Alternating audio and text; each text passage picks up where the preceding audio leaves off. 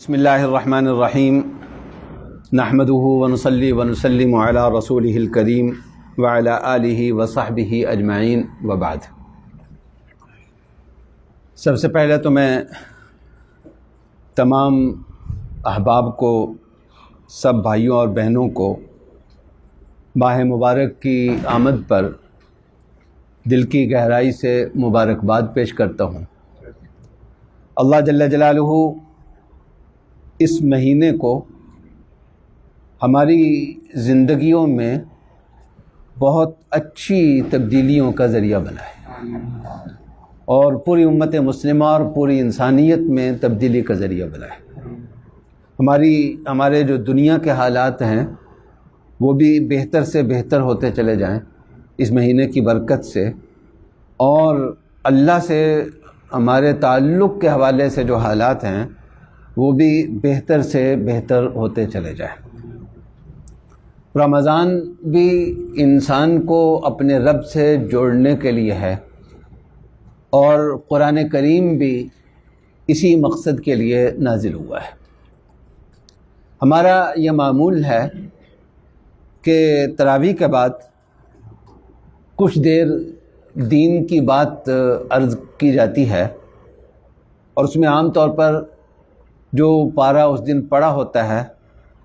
انہی میں سے چند آیتیں منتخب کر کے ان کے بارے میں کچھ مذاکرہ کرنے کی کوشش کی جاتی ہے۔ آج ہم نے پہلے پارے کا آغاز کیا ہے، سورہ بقرہ کا آغاز ہے، اور ابتدائی جو چند آیات ہیں اور ایک سلسلہ ہے آیات کا جو تقریباً آیت نمبر 29 کے لگ بھگ جا کر ختم ہوتا ہے۔ اس میں اللہ جل جلالہ نے اپنی اس پاک کتاب کا، اپنی اس آخری کتاب کا تعارف بھی کرایا ہے، اور اس کتاب سے کون کتنا فائدہ حاصل کرتا ہے اور کون فائدہ حاصل نہیں کرتا، اس پر بھی بات کی ہے۔ اور اس کے بعد پھر اگلا موضوع شروع ہو جاتا ہے کہ اللہ نے آدم کی تخلیق کیسے کی اور پھر کیا کچھ ہوا۔ یہاں آغاز جو اللہ تعالیٰ نے کیا اس موضوع کا وہ ایک مثبت پہلو سے کیا کہ قرآن کیا کچھ، انسان اگر قرآن سے جڑ جائے، قرآن سے لینے والا بن جائے، تو قرآن انسان کے اندر کیا کچھ پیدا کرتا ہے اور کیا پیدا کرنا چاہتا ہے۔ اور آخر میں جو کہا قرآن نے وہ یہ کہ اگر قرآن سے کوئی دور ہو جائے تو اس میں کون کون سی خرابیاں پیدا ہو جاتی ہیں۔ تو گویا پورا پیکج آ جاتا ہے کہ اگر قرآن کو ماننا ہے، قرآن کو اپنانا ہے،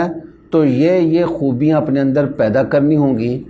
اور ان برائیوں سے اپنے آپ کو بچانا ہوگا۔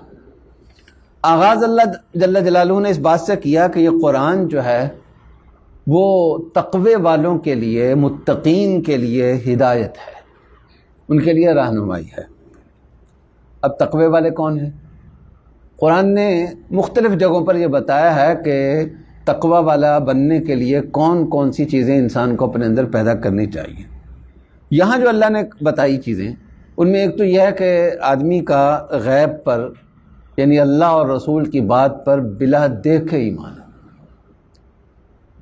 ان سائنس کی جو بنیاد اور اساس ہے وہ ہماری زندگی کی ضرورت ہے، وہ ہے دیکھنے پر، مشاہدے پر۔ جو چیز ہمارے مشاہدے میں نہیں آتی وہ سائنس کی دنیا سے باہر ہے، کیونکہ سائنس کہیں نہ کہیں جا کر جو ہے وہ اس کے جو حقائق ہیں وہ مشاہدے پر مبنی ہوتے ہیں، جبکہ ایمانیات جو ہیں اس کی اساس اور بنیاد بن دیکھے ماننے پر ہے۔ یعنی ایک دنیا قرآن یہ بتاتا ہے کہ وہ ہے جو تمہارے مشاہدے میں آ سکتی ہے، اور ایک دنیا وہ بھی ہے جو تمہارے مشاہدے میں نہیں آ سکتی۔ جو تمہارے مشاہدے میں آتی ہے وہ تو تم مانتے ہی ہو، وہ تم جانو، تمہارا کام جانے، لیکن جو تمہارے مشاہدے میں آنے والی نہیں ہے، جو تمہاری نظروں سے اوجھل ہے جو دنیا، اس کو اللہ اور رسول کے کہے پر مان لینا، یہ ایمان کا پہلا تقاضا ہے۔ دوسری بات نماز کی پابندی۔ اور تیسری بات راہ خدا میں خرچ کرنے کی عادت، جو ہم نے دیا ہے اس کا ایک پورشن وہ اللہ کے راستے میں خرچ کرتے ہیں۔ اور جب ایمان کی بات آتی ہے تو یہ نہیں کہ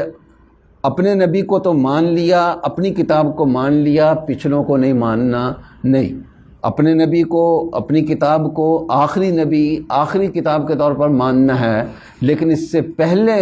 جو اللہ نے کتابیں اتاری، نبی بھیجے، ان پر ایمان لانا بھی ضروری ہے۔ یہ باتیں کہہ کر اللہ نے فرمایا اولئک علی ھدی من ربہم واولئک ھم المفلحون، یہ ہیں ہدایت یافتہ لوگ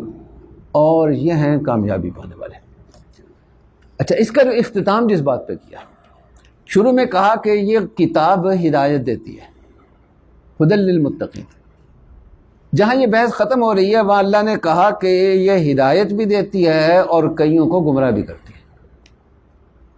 یضل بہ کثیرا ویہدی بہ کثیرا،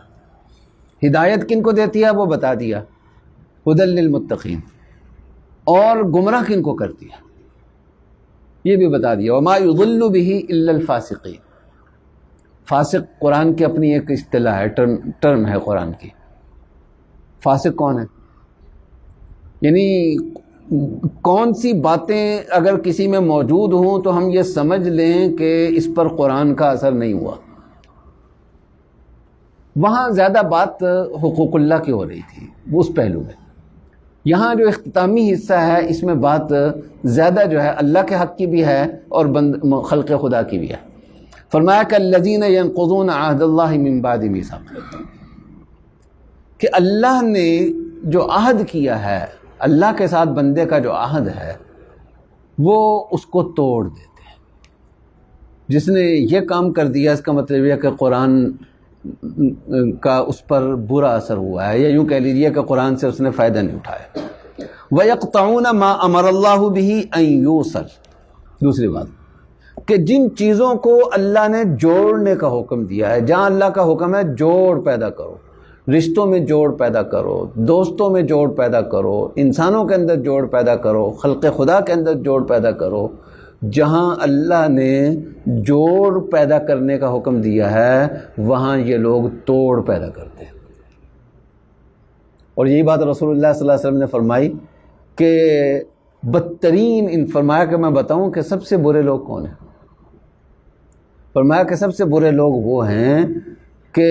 ادھر کی بات سنتے ہیں ادھر جا کر بتاتے ہیں، اور ادھر کی بات سنتے ہیں ادھر آ کر بتاتے ہیں، اور ہر ایک کے اندر کوئی برائی تلاش کرنے کی کوشش میں رہتے ہیں، اور اس کا نتیجہ جو ہوتا ہے کہ المفرقون بین الاحبہ، دوست احباب کے درمیان پھوٹ ان طریقوں سے ڈال دیتے ہیں۔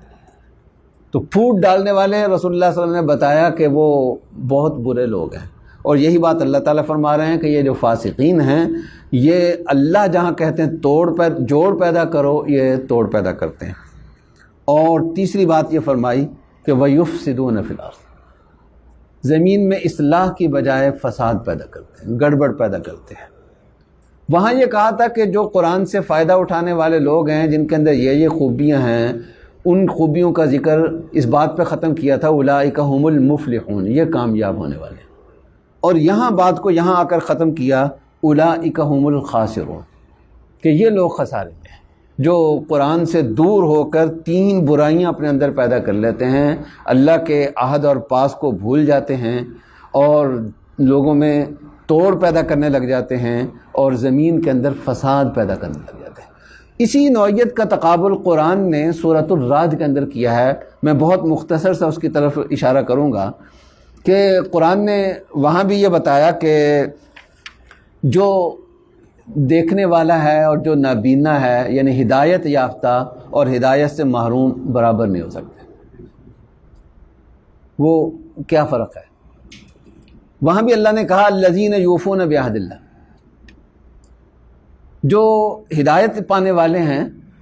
یہ وہ ہیں جو اللہ کے عہد کو پورا کرتے ہیں، ولا ینقضون المیثاق، اور آپس میں جو عہد ہوتے ہیں ان کو بھی وہ توڑتے نہیں، ان کو بھی پورا کرتے ہیں، اور یصلون ما امر اللہ بہ ان یوصل، اللہ نے جہاں جوڑ پیدا کرنے کا حکم دیا وہاں جوڑ پیدا کرتے ہیں، اور اپنے رب سے ڈرتے ہیں، اور اس بات سے ڈرتے ہیں کہ کہیں میرا برا حساب نہ ہو، حساب کتاب میں کہیں ناکام نہ ہو جائیں، آخرت پر ان کا ایمان ہے، اور اپنے رب کی رضا کی خاطر وہ ثابت قدمی سے کام لیتے ہیں، نماز کی پابندی کرتے ہیں، جو ہم نے دیا ہے لوگوں کے سامنے بھی اور چھپ کر بھی، دونوں طرح اسے خرچ کرتے ہیں، اور برائی کا بدلہ اچھائی کے ساتھ دیتے ہیں۔ یہاں کہا تھا کہ جو قرآن سے استفادہ کرنے والے ہیں اولئک هم المفلحون، یہاں اللہ نے اس بات کا اختتام یہاں کیا اولئک لهم عقبی الدار، کہ ان کا انجام بہت اچھا ہوگا۔ اور اس کے برعکس جو نابینا لوگ ہیں وہ کون ہیں؟ فرمایا کہ الذین ینقضون عہد اللہ من بعد میثاقہ، اللہ کے عہد کو توڑتے ہیں، ویقطعون ما امر اللہ بہ ان یوصل، اللہ نے جن چیزوں کو جوڑنے کا حکم دیا ہے ان کو توڑتے ہیں، اور وَيُفْسِدُونَ فِي الْأَرْضِ، وہی تین باتیں یہاں پر ہیں۔ اور وہاں کہا تھا اولئک هم الخاسرون، اور یہاں کہا اولئک لهم اللعنہ ولہم سوء الدار، کہ ان پر اللہ کی پھٹکار بھی ہے اور آخرت میں یہ بہت بری جگہ پر ہوں گے۔ اللہ جل جلالہ ہمیں قرآن سے فائدہ اٹھانے والوں میں بتائیں، وہ عملی زندگی اختیار کرنے کی توفیق عطا فرمائیں جو قرآن سے فائدہ اٹھانے والوں کے ہیں۔